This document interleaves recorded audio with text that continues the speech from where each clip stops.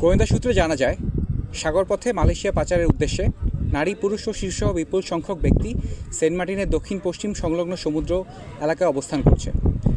প্রাপ্ত তথ্যের ভিত্তিতে আজ 1 মার্চ 2026 তারিখ রবিবার মধ্যরাত 3টায় অপারেশন সমুদ্র প্রহরায় নিয়োজিত কোস্টগার্ড জাহাজ কামরুজ্জামান কর্তৃক উক্ত সমুদ্র এলাকায় একটি বিশেষ অভিযান পরিচালনা করা হয়।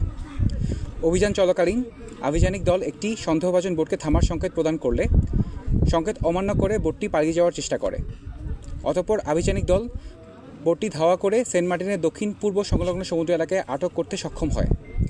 পরবর্তীতে আটককৃত বোটের তল্লাশি চালিয়ে মালয়েশিয়ার পাচারকালে নারী ও শিশুসহ 153 জন ভুক্তভোগীকে উদ্ধার এবং 15 জন মানব পাচারকারীকে আটক করা হয়।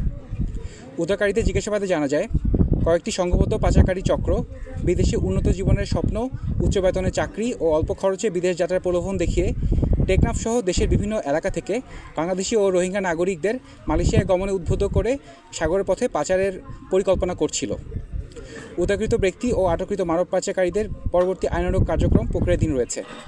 মানব পাচার রোধে বাংলাদেশ কোস্টগার্ড ভবিষ্যতে এই ধরনের অভিযান অব্যাহত রাখবে।